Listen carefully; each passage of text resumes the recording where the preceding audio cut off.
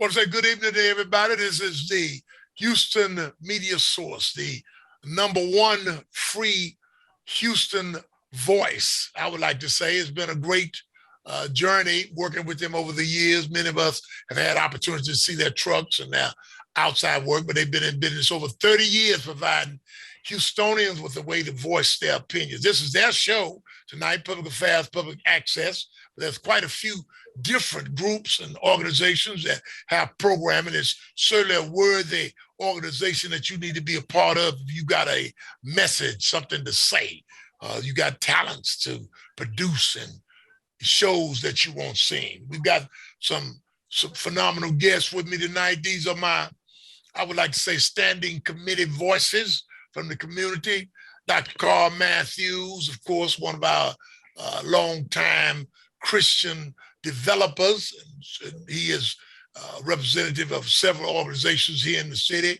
Of course, Minister Charles X. White, premier community activist, as well as a organizer. Don't lay it on too thick, Doc. Don't lay it on too thick. Been around for quite some time, over 3 decades of work. And of course, OG1, better known to many, but Reginald Gordon. He has a phenomenal program, a great history, and I want to certainly applaud his work and effort. I had an opportunity to go to the big breakfast at his facility. It was wonderful, and many need to become involved. If you aren't, we're going to do more promotion of and getting out the word about these organizations. Of course, I've got my lovely wife here, Professor Jacqueline Davis Gilmore. The one and only. Yes, and she's a recent graduate from the Harvard School of Education Certificate Program. I want to give her applause there. Along with the Houston Astros. Ladies and gentlemen, if you haven't heard, if you get this message, the Houston Astros are the #1 in the Astros. Astros are #1. We have a guest now, Councilwoman Shabazz. She had an opportunity to be on the parade. I saw her in the parade. She was no, you didn't. I wasn't in the parade. Oh, you wasn't in that? You be in so many parades. Actually, but you know, I do have FOMO, fear of missing out, right? But I had to go to DC for a funeral. Okay. And so I was not able to join them, but I'll be on the Veterans Parade, in the Veterans Parade tomorrow, honoring my wonderful veterans. That's me. It's present company included. That's right. I'm a veteran. That's good. Thank you very much. But we had a tremendous parade here in Houston, Texas. Those of you who are looking and listening around the country, we had over 1 million people, from what I understand. Oh, you got a winner. A winner has just popped in. Judge Laurie Chambers Gray, one of the winners from the election. I was going to mention that next. Okay. We had a tremendous election here in the city of Houston, Harris County, and Judge Laurie Gray was re-elected. We want to give her a hand clap. Re-elected. Thank you. Yay. Yes. Thank you, Harris County. Yes. We want to welcome you. And we're going to talk about all that. We want to get all that in for this hour. Okay. All right. Well, #1, how does everybody feel about the Astros? I mean, we need to say something. Because it made everybody feel good. My endorphins went up. Yeah. I didn't have no relapses. Okay. Did y'all feel good? Come on. How did y'all feel? Mattress Mac wants $75 million. Does anybody know Mattress Mac? No, but he tried to put a lot of that money on that campaign. Yes, he did. Well, forget that. He lost that. I mean, but $75 million, he got some left over. We ain't gonna worry. Don't worry about the campaign. You lose some, you win some. What he won was good, so he got some left over. So we want OG. You think Mattress Mac would be willing to talk since they put him in the third category? I mean, what you think, OG? Put your mic on. You're on mute, Doc. You're on mute. It's amazing that you got the power to go to Philadelphia and go viral, cussing people out on viral, then come back to Houston and throw out the first pitch of the championship game. I just can't understand how you can keep your pride and joy. He's a hero. He's a hero. He was on the third floor with Bum B, Slim Dog, no, Slim Thug, don't let me get the names wrong, and everybody else, the Paul Wall, he was on the float with the thugs, they say. So that's official. And of course, so sad that we had the murder of Takeoff here in Houston. That was very sad. I understand the Atlanta arena has been sold out, not sold out, but the tickets are packed for his tragic shooting. Again, OG, that again represents what? Come on now, you got to jump in on that. That all mixes together. Well, I was asked to come speak on that subject matter on dealing with how our young brothers are constantly, like last year alone, we lost over 200 rappers in the game of killing each other. And we got to really focus our attention and ask the serious question, what's really happening there? You know what I'm saying? Who have hijacked that music to where these brothers think that it's all right to kill each other on this mass thing across the country? You know what I'm saying? So we have to really think in our community, because the energy that I see, because I deal with young people, I got a group of them out there now, they're so infatuated by this gangster music that's causing them to self-destruct. So we can't afford to keep losing generations behind the madness that we're allowing to enter the ears and the eyes and come out the mouth of our children. So we sit back and we watch how this thing is rapidly killing these rap artists, but our children are taking real serious thoughts to think that suicide is the greatest way out. Tonight on Channel 13, they're dealing with suicide amongst Black children. And we're looking at this thing and wondering why Black children are killing each other in an alarming rate. But Channel 13 tonight at 7 o'clock will be dealing with the overly mass killing of children from the ages of 7 years old to 21 years old in suicide. Let me jump to the judge, the newly elected judge again, because the whole point, the newly elected judge, 4 more years, got some of the controversy off of your back.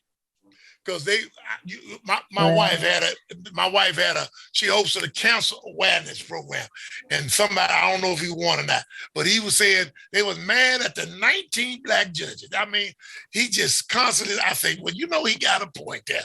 It was some mad people, but you won. So first of all, I want to say congratulations, and want to make a comment about you winning first, and then make a comment about what OG said. I want to hear that.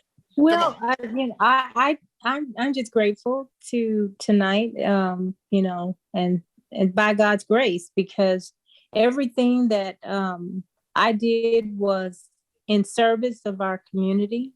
And they referenced the 19. Well, there were 19 fabulous women who were well-recognized lawyers who became judges with years and years of experience, and provided a huge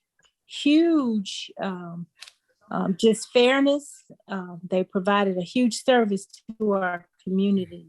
And it's unfortunate that those would take the strategy and try to, discredit without any facts, without any anything to go behind it. But I think the people were able to see, and we were elected to serve another term.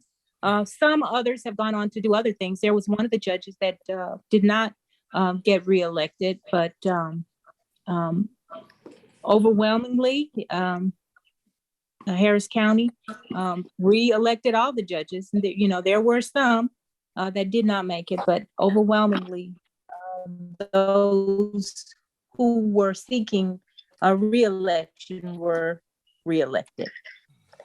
So what do you think? What do you think about OG's point about the madness and obviously being in the court system? You see the individuals.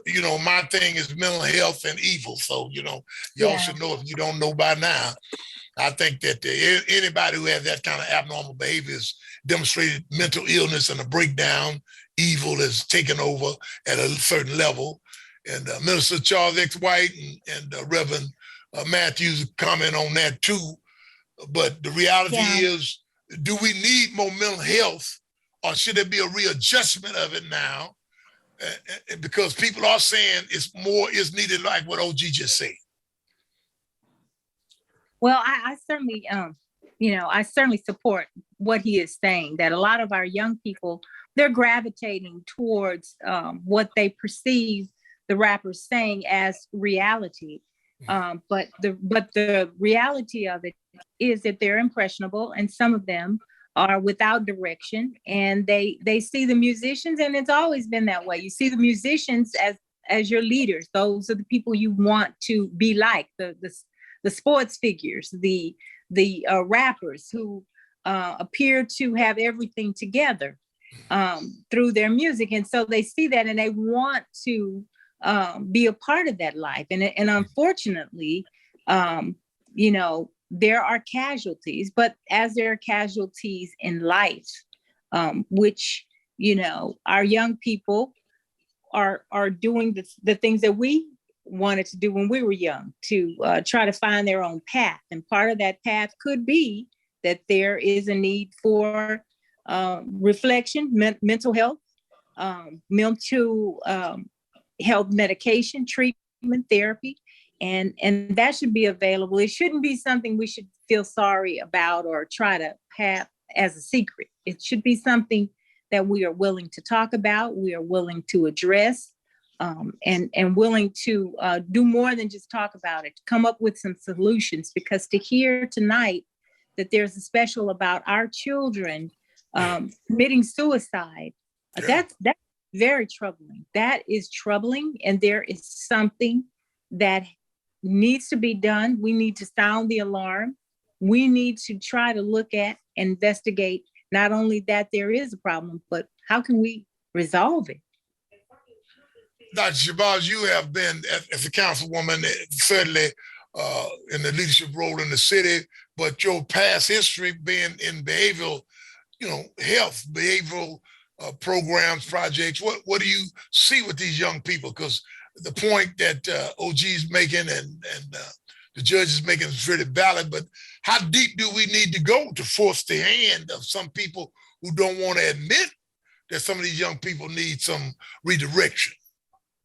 Well, I missed some of his comments because I had to go put on my Astros shirt. Oh, okay. I saw you over there flexing my Astros shirt and my pen. I said, oh no, let me go gear up. Okay. So I missed some of the comments. But at any rate, I've given it some thought, and I wonder if there's a fear factor involved in some of this. Because I think that is so much going on that a lot of my young people are actually fearful, but they want to come off as being macho. And so consequently, they end up in these situations with this gang activity, all of that embraces them. But I think a lot of it has to do with their own self-esteem, or the fact that, they don't want to become victims. And so therefore, to not become victims, or they think they have to change that persona and become macho. And so they end up in these situations.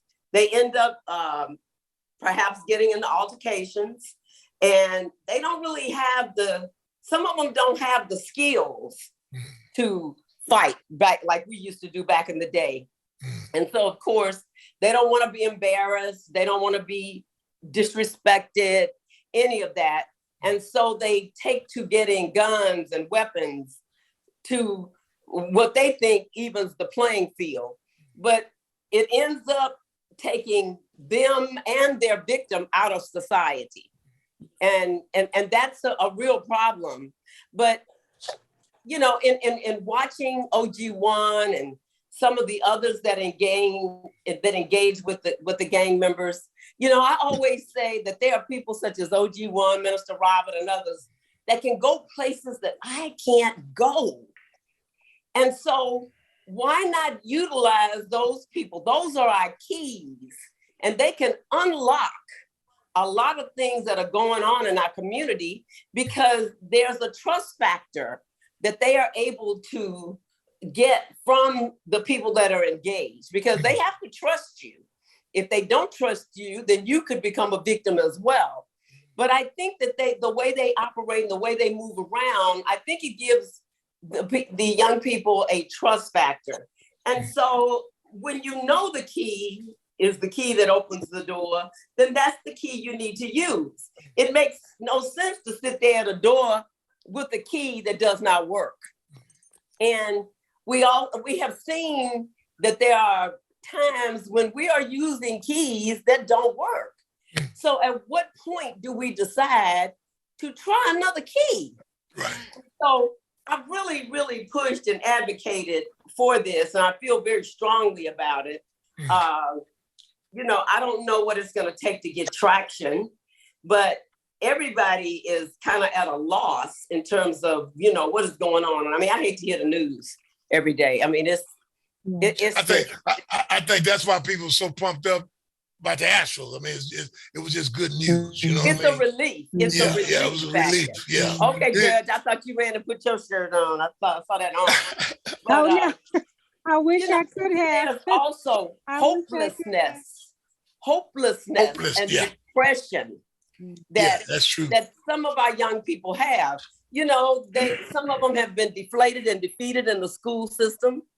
You know, they've been treated as if they are not smart or not worthy or they have no real value. And so that is how they operate.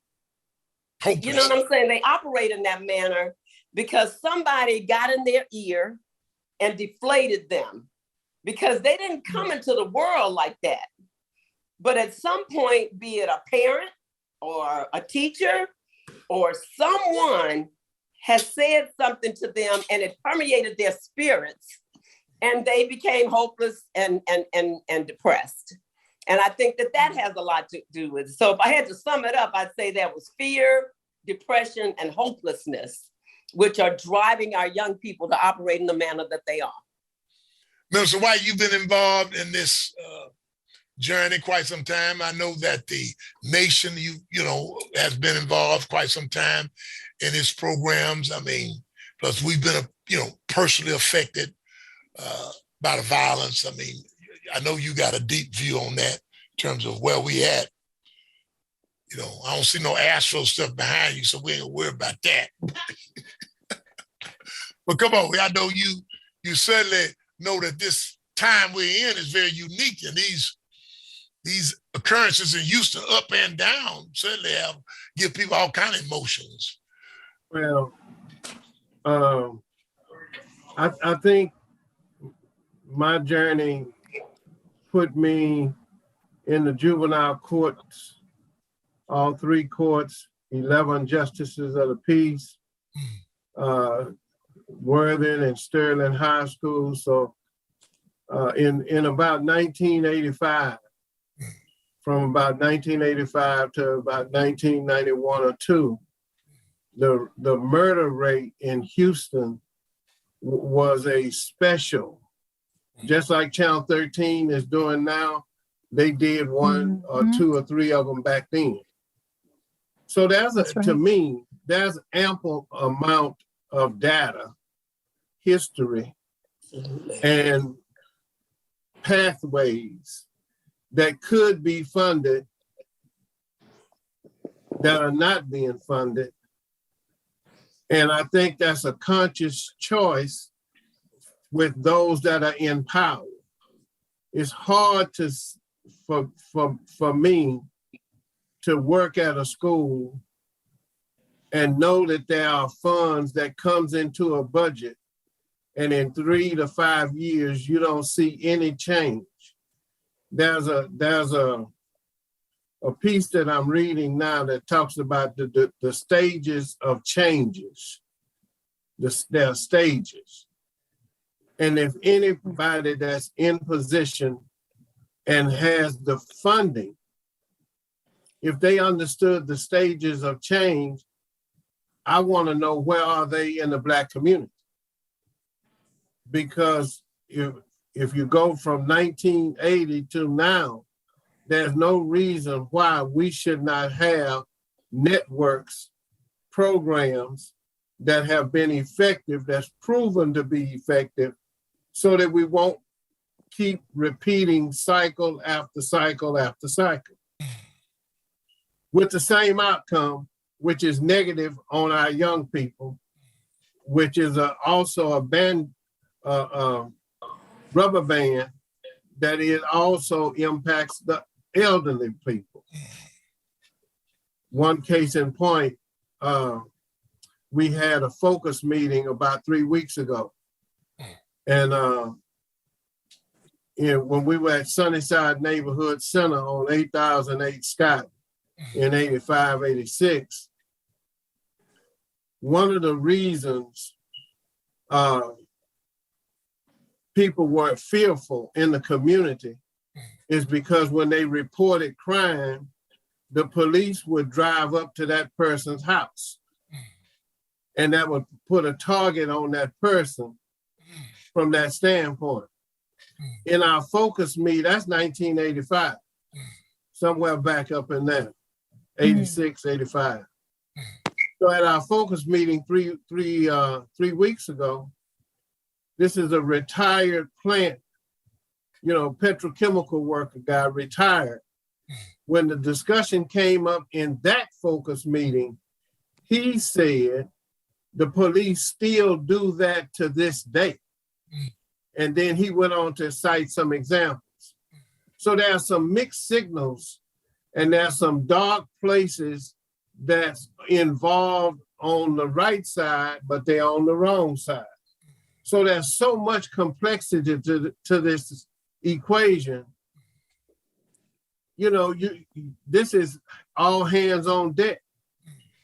Everybody that can get involved needs to be involved. And at some point, somebody has to put the puzzle together to have a complete, comprehensive intake outcome. But right now, that alignment does not exist. That where here's the intake, here's the process, and here's the outcome. And then we have to multiply it and duplicate it. As I said last time we were on the show, using Deloyd Parker, Reverend Ray, and Miss Madge Bush, why haven't those programs grown? How can the Ripley House have a $50 million building or however much it is, and Deloyd still got that one building over there and that other one over there? He should have 10 buildings by now. Reverend Ray should have 10. G-Man should have enough funding to duplicate in multiple areas of the city. And what about the programs we don't even know about? What about the programs that the sororities are doing? Why can't the sororities hook up with G-Man? Why can't they hook up with me? Why can't they hook up with Matthews? So the question is, it's a complex question. If we're not ready to deal with peeling back the onion, because we're gonna run into some tears when we see who's doing what once we pull back the onion. Let me, you gave me a flashback, Matthews, it goes back to New Jack City. Yeah. And what happened when we became actively involved to inform leaders that the ratings were non-existent practically during that time, and some of the kids were watching the movie 3 and 4 times repeatedly and imitating the character. Matthews, you do remember that. Absolutely. Absolutely. Absolutely.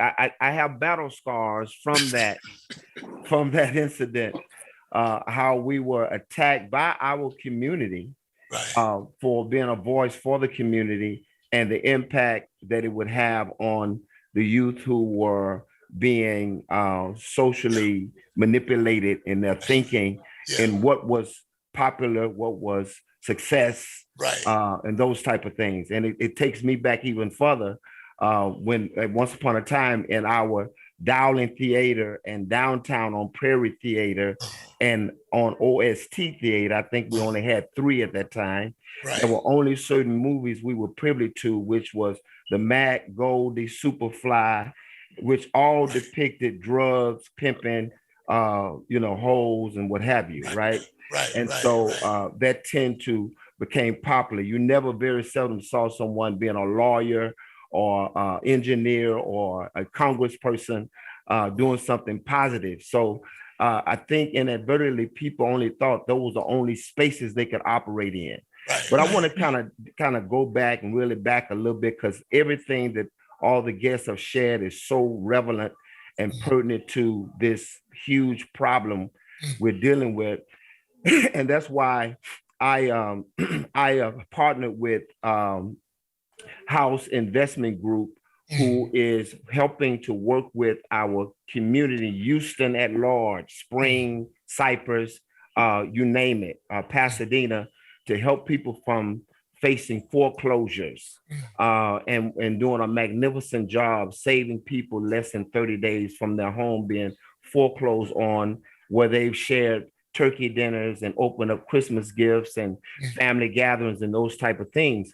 And the issue with that, what I've experienced and seen, is that when you have a family who's being impacted economically due to inflation of interest rates, I mean, the Federal Reserve has gone and increased interest rates at least 3 to 4 times in like 3 months, right? Yeah, they're talking about that. I've never seen that before, and the increase of gas inflation and grocery bills. I mean, I picked up 4 items a day and spend $125. So when you have children seeing those type of impacts on their families, some of them are old enough to be traumatized by that, and even forced to kind of go out and do what they can to help.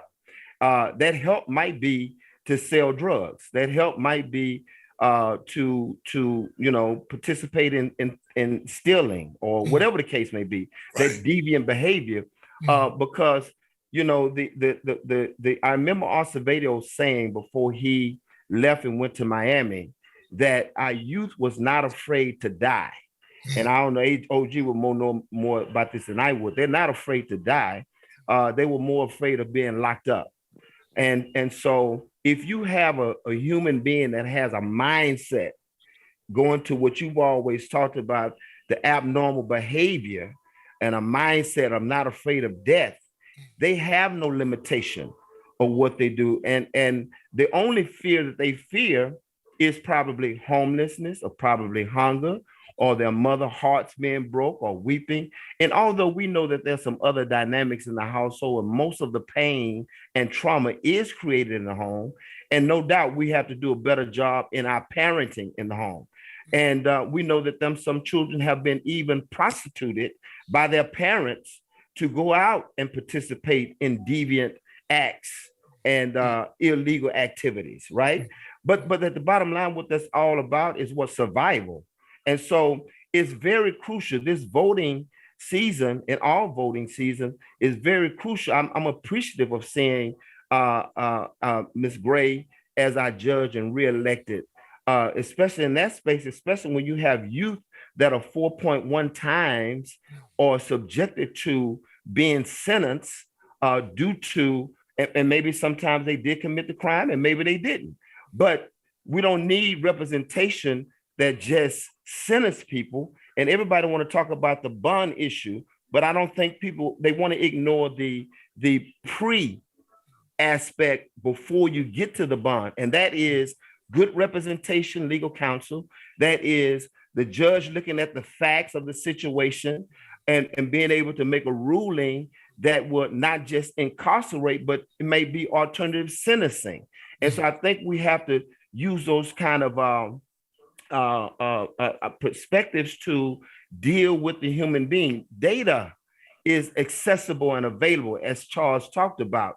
Google, I mean, the space is out there. You get any information you want. So certainly we have access to it. Those who are the voices or the rulers of this city, county, and state have access. They know it. They put together the data. In fact, they build around the data to implement certain laws and regulations and policies and all those type of things. And I don't believe, and I agree with my brother White, that I don't believe that there is an interest of really addressing the issue to save human life. I shared with a real estate investor the other day, the greatest real estate is not land, is not a lot block, it is human life. because we are dust of the earth. We are part of this real estate.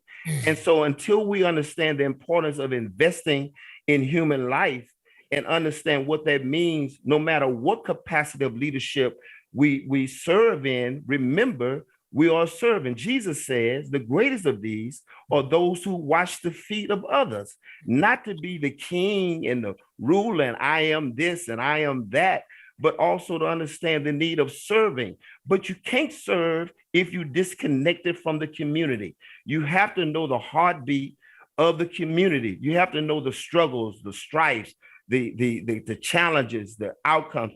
And you know, I mean, I'm just saying that when you have more information about a person, an individual, you can then better serve that person, and becomes such a disparity and unfair when the innocent serve time and the guilty are set free.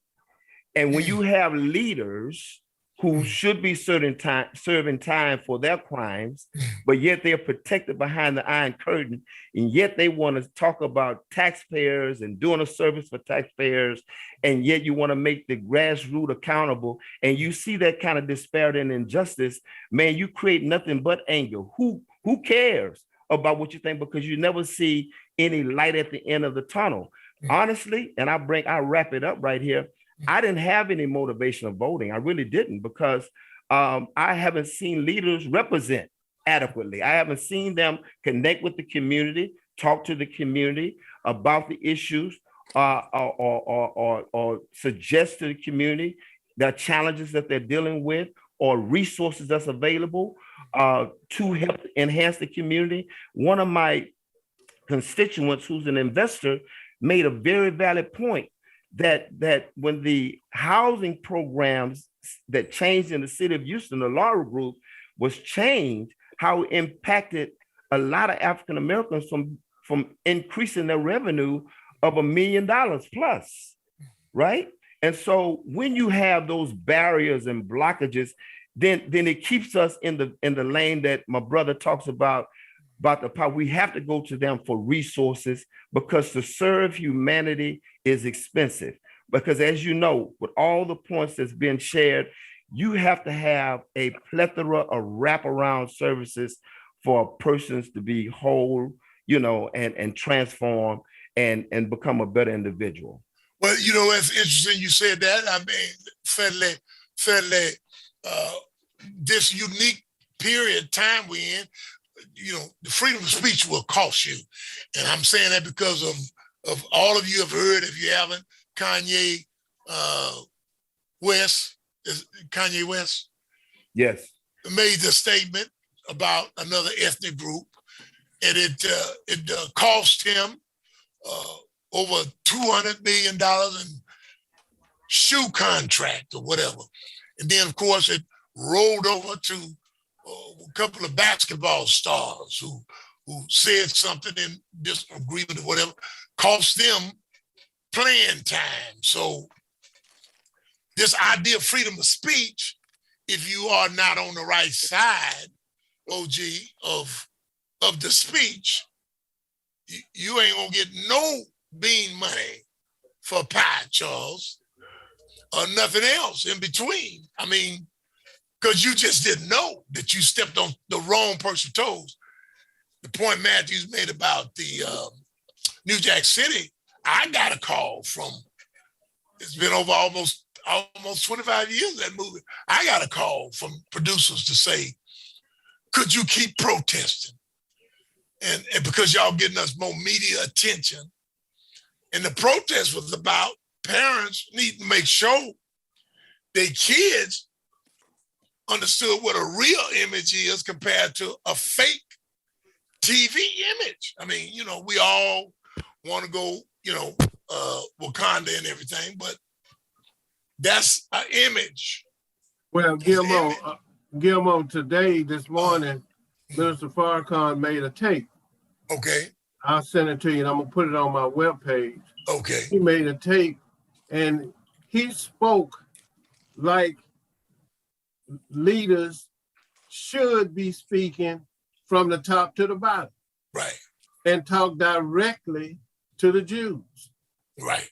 And Matthews, it took me to your brief reference the last time we spoke, when you talked about they stopped the meeting to make sure me and Gilmore wouldn't be invited. It was a discussion. Certain people think that they have the right to keep you quiet. Right. Which is why what you're saying, Dr. Gilmore, is very important. Free speech costs, but at all costs, we should not freeze up because somebody is putting pressure on us not to speak. That OG, I mean, what do you think? I mean, you obviously being from the thug community. It's not negative in our sense, because Matthew Mack did legitimize thugs in Houston. But you don't see some of the rappers in Houston helping you at that level, do you? I mean, Well, are you? Yeah, but I'm gonna go this, Dr. Gilmore, on the word thug. Thug only means traumatized human unable to grieve. So the say word that again. Say that again. A traumatized human unable to grieve. Oh, okay. So the word thug can address to a whole lot of people that's a thug, because there's a whole lot of people is traumatized and unable to grieve. So, but again, when it comes to dealing with speaking your voice, that's why I always say that I need to be an independent speaker, because young people are drawn to me because I always tell me, keep it real. So young people, we're dealing with a generation now that they always say it's the Joshua generation. They want us to come to them in a mindset because they have access to the truth in their phone. So when they see you coming and not keeping it real, they shut you down. So we're dealing with a new generation. We're not dealing with that old generation of, well, we got to be quiet, go home, and not be afraid to lose our job. This generation we have right now, that's why they don't mind dying, because again, they're not willing to put up with what we put up with. Go along to get along, to be friends with somebody that don't love them. We have to, at this time, be able to sacrifice to put truth out there when it's there. So young people can see, just like I say, that we're dealing with a new generation, and we got to come to grips to say that. And that's what, again, a lot of times, that's why I say, if I had an independent sponsor so I can have my voice to speak truth to where young people would gravitate and we would get them back on the right road. That's what saved my life, because it gave me a sense and a power to be able to be who I am, to be original person that I can feel comfortable regardless of the money that people may offer me to come their way and pat me on the back and tell me I'm a good person, but they really want me to keep my mouth closed when I go into certain buildings and be quiet. Right. And I feel that right now. Sometimes when OG1 come in the building, I can feel some leaders, and they don't even have to say nothing. I can feel some people that's in elite positions when OG1 come in the building. I can almost feel with them not even saying nothing. What is he finna say? What's finna come out of his mouth? Again. You know what I'm saying? So we have to, just like I tell people all the time, Dusty Baker was given the position as a manager for the Astros to clean up the negative Astros when he came in. I don't think they were looking for Dusty to be successful like he was. I thought they were going to bring him in to clean up the Astros, replace him with somebody else. But he came with an independent freedom to do the work to get them people at a winning position. I got to have an independent person to support me to go in the hoods where other people can't go to deal with Ray and Pookie. And I want to cut in for a minute, because I want to address what really is voter apathy, and I like the discussion, and I certainly appreciate the support, but I want to say that we cannot afford to not participate in the process, which is the process of voting, because there is, this apathy that, well, I'll just not vote and then you won't be heard. In a democracy, the only way that you are heard is through your vote. And the idea that, well, nothing has been done, or I don't see this and I don't see that, and so maybe I should just stay at home. We already know the way we became full citizens was through the vote.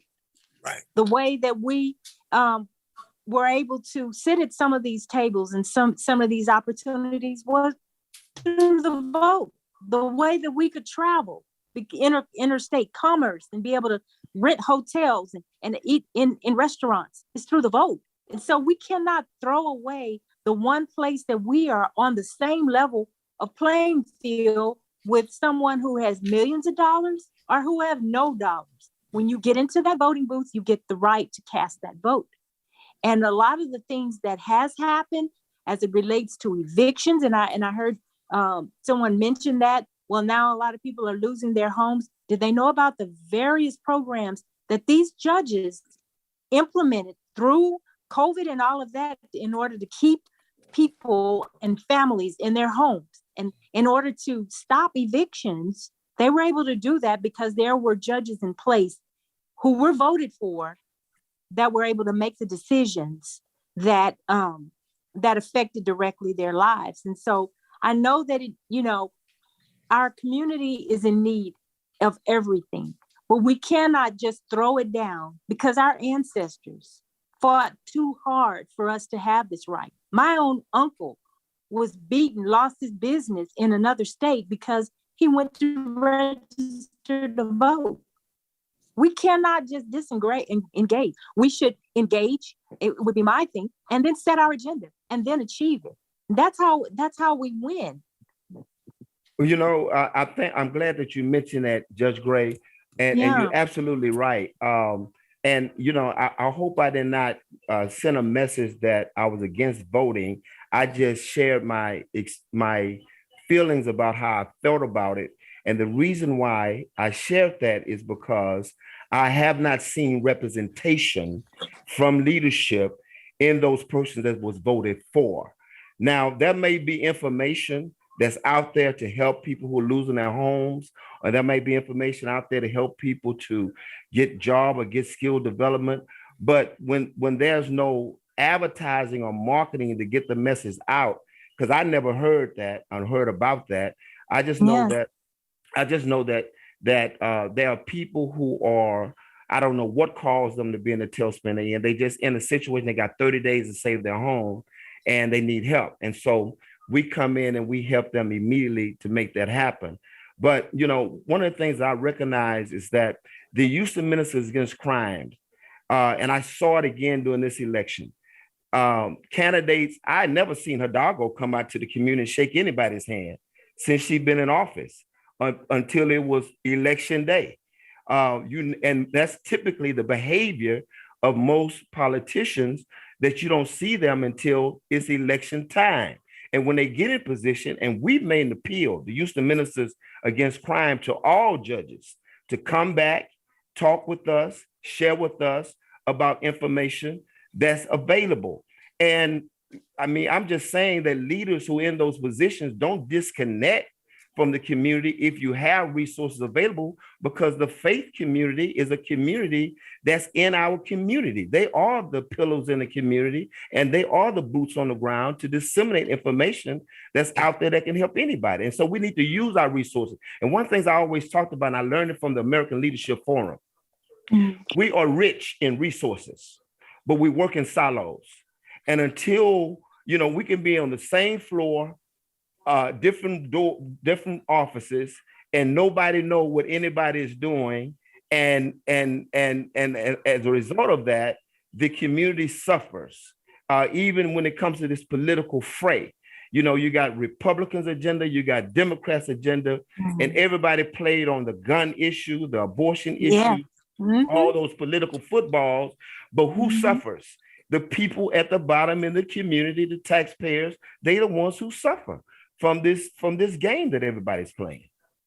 Not only that, if I may jump in for a minute, just for a hot minute, is this: apathy is born out of a lack of trust, disappointment, misinformation. So if Black people or any people don't want to vote, I agree with you, Judge, they should vote. We should vote. Yeah. But when we see the result of our vote, illegal dumping for 30 years, whatever category that you want to say, we've turned in capital improvement requests going back to 1986 that's just not getting addressed.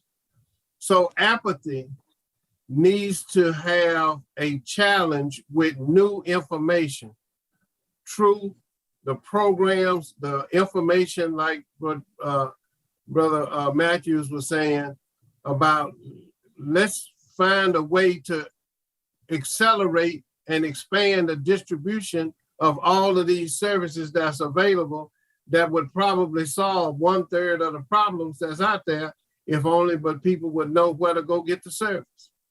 That's right. That's a very good point. And this program, and I want to thank Dr. Gilmore and all of you for having this program, because it does give another opportunity to share the information. And I've been happy to be a part of it, to talk about all the mental health services that we are providing each and every week to the citizens of Harris County. I sit voluntarily in a different court every week, just so that we can address the needs, which includes mental health treatment, housing, all of the things connecting them to services. And it is an exhausting job, but I would do it I would do it every day if I could. But, I think it is something, and opportunities like this program that I've been able to talk about, the mental health courts right here. And so I certainly appreciate the ability to do so. Okay, I'd like to say something.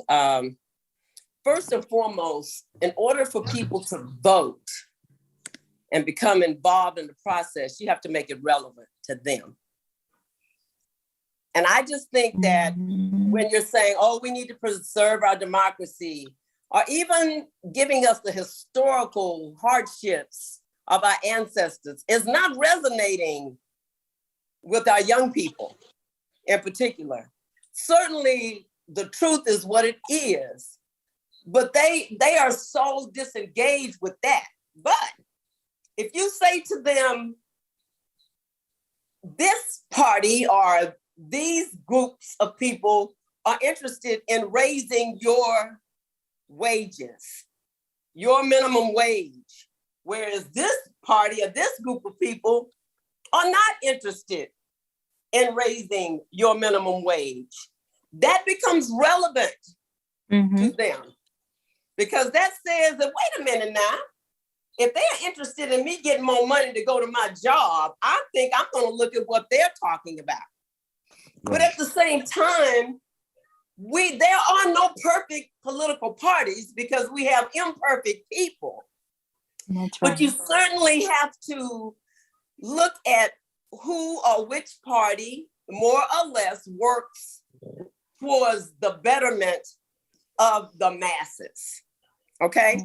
And that's what I look at, because if I'm looking for perfection as a Democrat or as a Republican, then I'm going to be deeply disillusioned. Right. But what I'm saying is we're going to have to make it relevant. Is it relevant that if you get sick and you have no insurance, that this party is interested in expanding Medicaid that can get you into the hospital to make you well? But this party is not interested. So it becomes relevant. If I get sick, or if my mom or my daughter or my whatever gets sick, which party is more interested in me getting health care? Okay? Now, then gun control. You look at, well, is this wisdom that is being used by this party, who does not care how old you are? You can go get an AK-47 and go and kill all of these innocent people. Whereas this party says, no. we believe in the First Amendment, right? But at the same time, you need to have some regulations. First and foremost, I don't know of a reason to have an AK-47. Okay. But the deal is we can't get enough people engaged in the process who want to use common sense. You know, it's straight up, my party says no, so no. My party says yes, so yes. We are not, some of the political people are not free thinkers. And they start out thinking, well, I better support my party if I want to get reelected. No, you need to look at the people and what's at the betterment for the people and work towards that. But my thing is, I went into Fiesta right across from the Sunnyside Multi-Service Center on Tuesday night. And I talked to a couple of the people in there. Did you vote? No, I don't see nothing different. Well, first and foremost, it's never going to be different if you don't choose different leadership, okay? Or Right. that more closely aligns with you and your family and what you need. You know, this voting on party lines has really gotten away with me. Because where's the common sense in all of this? But let me just kind of wrap this up. We're going to have to make voting relevant. Yes. We can't just keep telling them our ancestors had to count jelly beans, you know, or they were hung from a tree. That is so very important, but that's the historical perspective, and it's not resonating, and it's not getting them to the polls. Right. So I don't want to be redundant and repeat this, but and I want to say this one thing before I get the young people I talk to, the way they see things now, they see one party exercise the power when they get it amongst their people. The other party, the young people see that Democrats have the power, but they don't exercise it amongst the people. So, but do they really have the power, OG1? Because the way the voting goes, it's the House has to pass it, the Senate has to pass it, and then That's right. That's how it's done. If the House has a bunch of Democrats and they vote for something, but it gets to the Senate and they don't agree, then it's not going anywhere. Right. And so that's why it's so important that we look at these national elections and say, wait a minute, if the House is the majority is the Senate and the Senate is majority, then they're going to push their agenda, which may not include us. Well, so that's why we're fighting to make sure that let me jump in right there, Cal. Let me jump right there. What you said about the example that you gave is a good example, but this how I interpret the example. Okay. It's an echo chamber. You know that we passed it in the House, but when it got to the Senate, I've been hearing that since the 80s. That's the truth. Now, my question was to one elected official at a public meeting was, okay, so what? If you knew that it wasn't going to pass in the House when you submitted it, in the Senate, when you submitted it in the House, what's the plan B, C, and D outside of that paradigm? Well, that's why you have to work across the aisles. And that way, I'm talking about outside the aisles. I'm talking about outside. I'm just saying, but we're talking about laws here, and laws cannot be changed with one chamber. Laws can't be changed with one chamber. Okay, but my point is, that's why it is good that if you introduce this law in the House, you need to align yourself with somebody in the Senate who will push that same agenda. Then you might be able to get the laws changed to whereas they are more beneficial to the people. Right now, it's nothing but a cat fight. You know, oh no, we're gonna go with with our parties on our party line, and the hell with the people. And that's not how it was designed to be. Okay, I understand the process, but that's a narrow process because you limited to me to an uneven process because it's going to get killed in the Senate. So therefore, I don't want to go back and forth about the Democrat, the House and the Senate. What I want to do is figure out how can I create a program application for that particular service or that particular need outside of the echo chamber that's going to go back and forth, and it's not going to come outside. There are methods that have been proven to go outside of the echo chamber until there's a change in that back and forth. Well, see, that's what's going on. That's what's going on the state level. Let me say this. Okay. I think that the dialogue needs to continue. And let me say this. I'm gonna say this because Houston media source has provided that avenue through public affairs, public access, and those of us, I know my wife, she hasn't said anything about it, but appreciate the dialogue, don't you, son? Oh, absolutely. Realize, we are having so much fun. I didn't realize it's almost 7:30. What do you think about that? No, quickly, listen, we're all in different professions and areas. And what I appreciate is Houston Media Source giving us this platform to be able to discuss these issues. But I think we all need to realize and be able to pat ourselves on the back that we are trying to bravely confront. OG is bravely confronting. Carolyn is bravely confronting. Charles is bravely confronting. Carl is bravely confronting. Judge Lori is bravely confronting. We're in different areas, but we're bravely trying to confront whatever all the negative stuff is. And this provides us a platform to be able to talk about it. And we are the voices. If I would have won that lottery, All y'all. You running out of time. Tell them, Mark, you were I only have 30 seconds. 30 seconds left. Wait a minute. I have 30 seconds. Let me say this because you are the winners. It's not just Astros, it's you. I want to say thank you again. I want to say thank you. We're going to be back right here, Houston Public Access. Public affairs, public access. You need to have a voice.